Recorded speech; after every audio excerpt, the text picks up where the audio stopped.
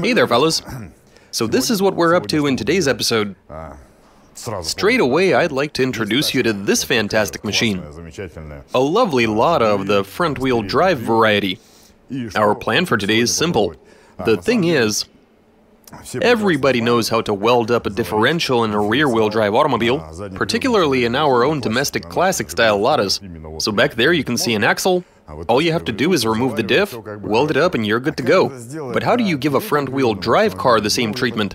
I reckon that's something not everybody is aware of, how to make it work on that kind of tranny. Anyway, we'd like to give it a try, especially since people have asked us to do it. So our goal is to see how a front-wheel drive car with a welded diff behaves off-road. I say we weld it up, head out, and see what happens.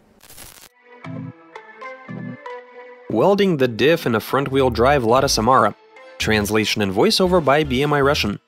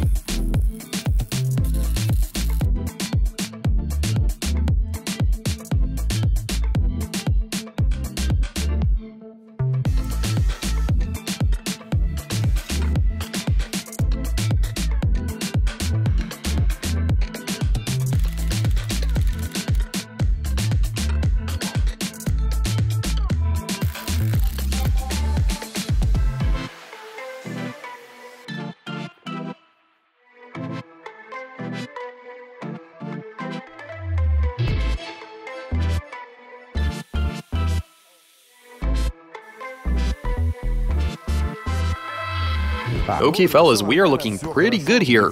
You just saw us welding up the differential. Turns out it's not nearly as simple as welding the diff in a rear-wheel drive Lada. There it's all perfectly aligned and everything, but here, I'm sure you had a good look at the gears, and you probably noticed that they're guided by the CV joints. So we had to stick them in to get everything aligned, then we got to welding and putting it all together. I guess now we go for a test drive. So I'm about ready to go for a drive. Curious to see how this all affected the car's road manners. We're looking at a front-wheel drive car with a welded diff and no power steering. It's got a simple mechanical steering rack. I've got a nagging feeling that it's either gonna rip the steering wheel from my hands or we'll get massive torque steer. It's all a mystery, I mean, it's not like we've done this before. Right, enough with the chit-chat. Let's head out and see how she do. Okay, let's do this.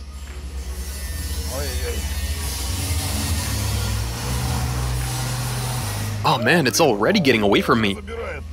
Holy cow. Looks like I'm in for a serious workout. Oh yeah, for sure. Check this out. It's as if there's nothing wrong with the wheel alignment or the steering components. Look at this. How do you like that? That's pretty intense. It's perfectly good when you drive straight. No problem. You can even let go of the steering wheel. It just goes straight. Though cornering is a different story. And that's while driving over a snowy surface. Steering in a car like this, going full lock is very hard indeed. What do you know? You don't even need to reel it back in. It does that all by itself, to the perfect position for moving forward. Here we go again. Rotating the wheel, catching it on the rebound. I've got a welded diff. Okay, let's do this.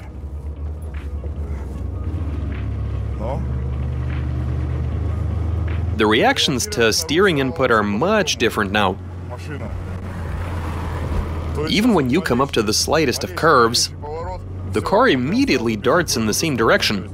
It's much more eager to follow the steering wheel. You get much sharper turn-in. This welded diff is really working wonders. It's hard to move the wheel, but the steering is vastly improved. Let's try flipping around. No idea what's gonna happen. Alright, doing a U-turn. Can't help but start grunting. It is so hard to turn the wheel.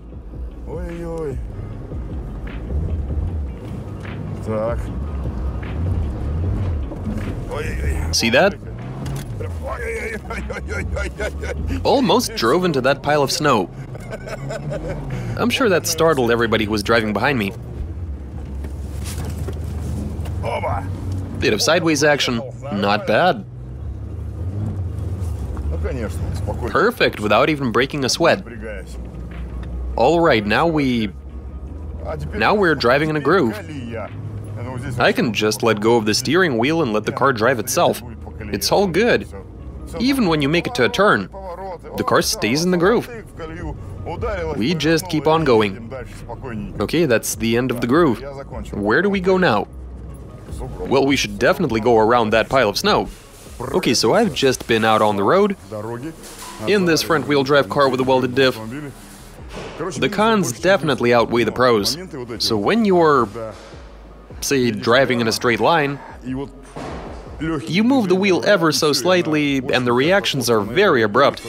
It immediately darts in the direction you point the wheel, even with just the slightest bit of input.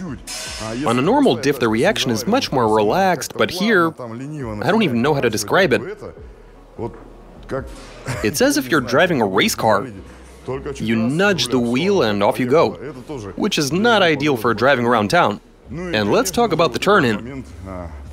It takes a lot of effort to rotate the steering wheel. I don't know. If you're not in particularly good shape, I'm guessing that after a couple of hours in this car, your arms are going to be killing you. Okay, any idea what we're doing next? That's right. We're gonna evaluate this thing's off-road ability. We'll start by storming our favorite hill. Let's do this. See how she do. Okay, first gear. Let's try plowing through. I see. Seriously? Looks like we need momentum. Here we go. It is all over the place.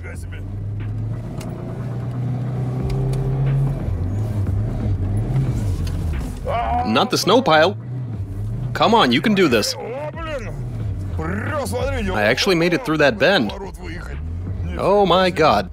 Not bad. All right. Up ahead I see trouble. I thought there was a path there, but it's gone. It's completely covered in snow. Ah, whatever. I guess we make our own path.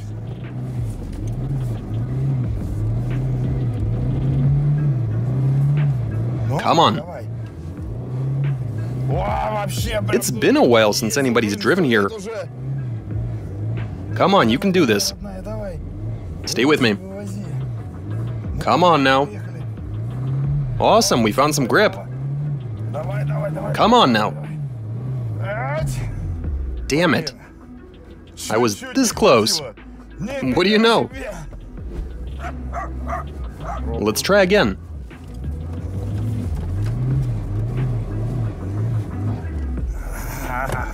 Looks like it fell short. Get out of the way! I was talking to that furry rascal. Let's go. Here we go, come on. Keep it up, let's do this. Stuck in the same spot, for God's sake. Though I did make it pretty far.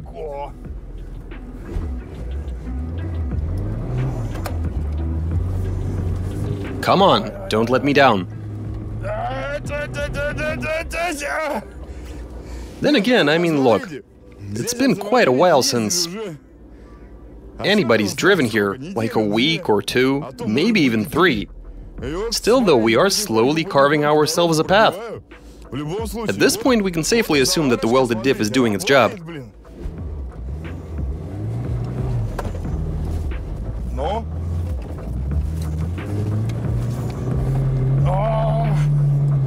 There we are. Look at it go. See that? Aw, man. I was almost there. Just a tiny bit more left to go.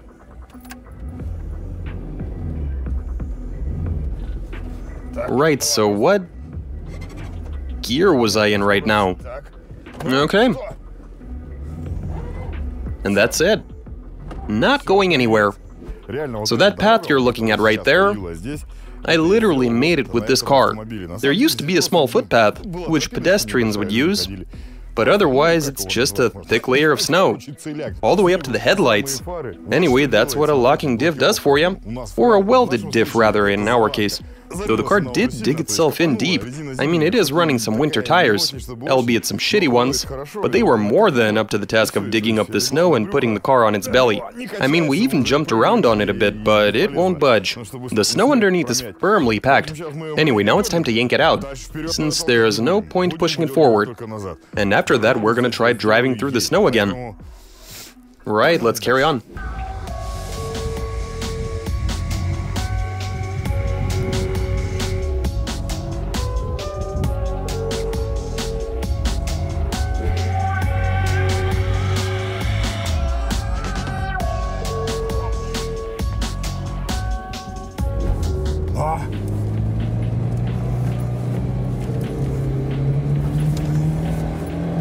Come on now. Oh dear. Didn't make it by like 30 centimeters.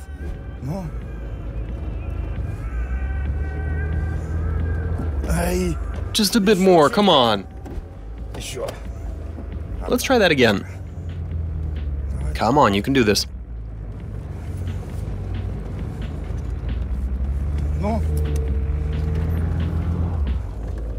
Slipping sideways.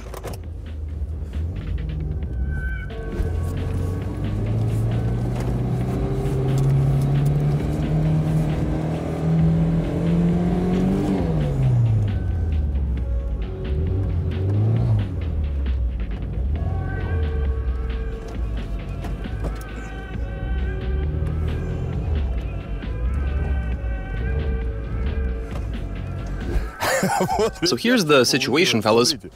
I mean, yeah, I literally had no more than 1 meter left to go. 1 meter, that's it.